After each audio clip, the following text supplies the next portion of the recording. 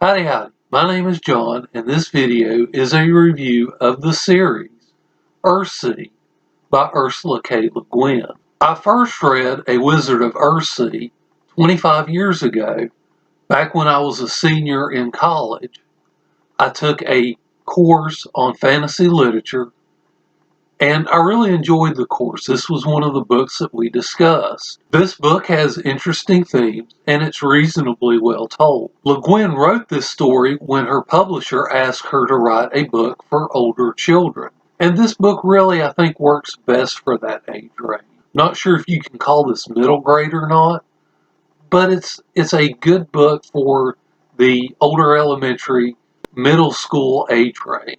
I had such fond memories of reading A Wizard of Earthsea when I was in college that somewhere in the early 2000s, I bought this bind up of the first 3 books in the series. I'm pretty sure I reread A Wizard of Earthsea then and then read the 2 novels that follow it. I don't really have a memory of reading the second or third novels when I bought this book. Back in May of this year, Murphy Napier announced on her May TBR that she was going to read the first book of Earthsea. After I watched Murphy's video, I decided that I would reread the first novel so that I would have it fresh in my mind when Murphy did her review. That helped to motivate me to start my own channel. I can thank Murphy and this series for getting me to start making videos. Murphy finally read the book at the end of May, and she only gave it 3 stars. And for all I know, I don't think she intends to continue the series. Prior to Murphy's video, I had picked up a used copy of, I think, the 5th book in the series. And really, I had kind of decided that Earthsea was a series that I wanted to revisit and finish out. While I didn't enjoy this series as much as I anticipated that I would, I am glad that I went ahead and finished it out. We'll talk a little bit more about each book in order and just kind of give you my thoughts. I probably would have given this book 5 stars when I first read it in college. On this reread, I started to notice that Le Guin's writing style really wasn't meshing with me. I think this story, because she wrote it specifically for children, that she didn't really develop the plot as well as I would have liked to have seen. I still enjoyed this novel, and I gave it 4 stars. I loaned this book to a friend of mine, the same friend that I am reading the Dragonlance Legends books with. He enjoyed the story, but he really didn't want to continue with it. That would be my advice with this series. I highly recommend that you read the first novel in the series. If you enjoy the writing style and the storytelling, then I would suggest continuing with the series.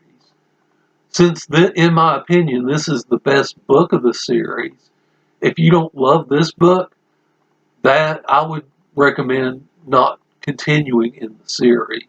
As I mentioned, I'm pretty sure this was the second time that I have read the second and the third books.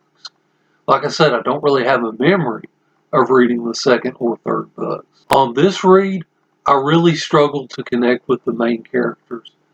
I don't know if it's because I'm getting older and the main characters were teenagers in the second and third novels. The stories are short.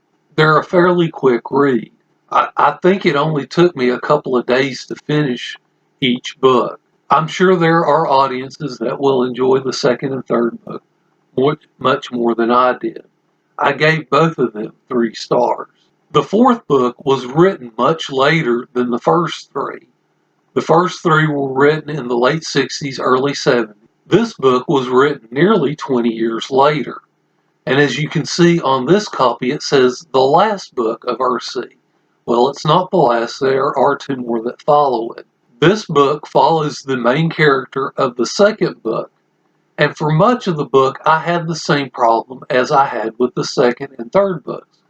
I really couldn't connect with the main character. However, I started to notice more and more that Le Guin's writing style really doesn't work for me. I'd kind of noticed it in the first when I was rereading the first one, but I really couldn't place my finger on it. and really it was this book that kind of got me to the point where I started to understand why I was struggling with these novels. I just don't like Le Guin's writing style. Like I said, for most of the book, I struggled to connect. And then toward the end of the book, I really started to dislike the main character. And then I got to the ending and I really hated the ending. I probably misunderstood the ending a little bit when I read it, but even now, this book really left a bad taste in my mouth. I only gave this book 1 star. The next book in the series is Tales from Earthsea. This is a collection of short stories. I actually enjoyed 3 of the short stories enough to give them 4 stars. These short stories, however, are fairly short. They're the shortest of the novel. The first one I didn't really care for. I gave it 3 stars.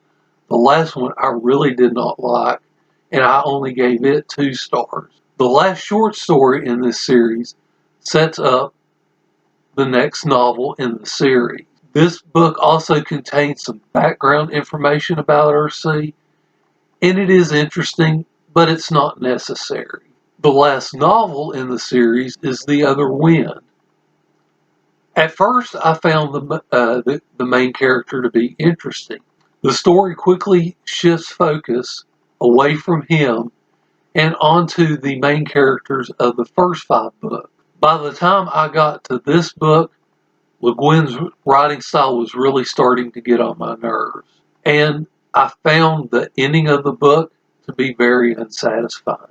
Really, after this book shifts focus to the main characters, the novel really becomes boring, to me anyway. There are 2 short stories that were written after the novels.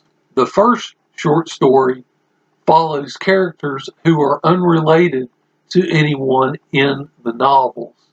The story's interesting. I gave it 3 stars, but again, Le Guin's writing style doesn't work for me.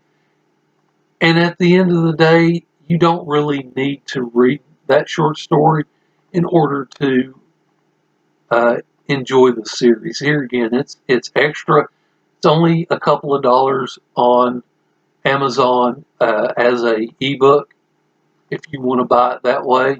It was also included in the big bind-up of the stories that was published recently. The last story is about the main character of the first novel and the main character of the second novel. And unfortunately, this story is mostly a recap of the first 3 books in the series.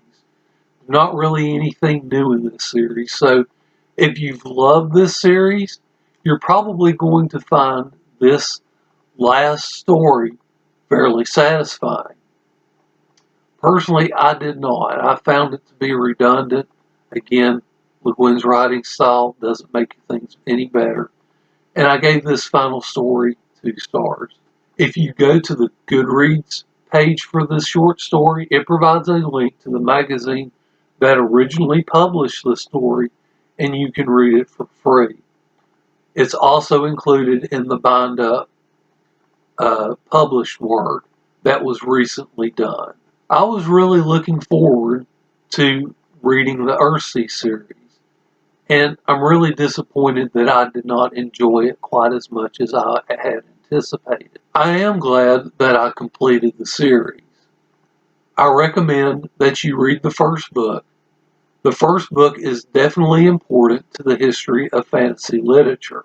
After the first book, you can make up your own mind whether or not you want to continue with the series. Most people really enjoy this series. I've seen far more positive reviews for the series than I have negative ones. For me personally, this series has helped me to refine how I go about reviewing books. I'm not an English major, I'm an engineer, and so reviewing and analyzing books isn't really something that I have a lot of experience with. This series has helped me to develop that. If you decide to pick this series up, I hope you enjoy it. Thank you for watching this video, and I hope you enjoy the rest of your day.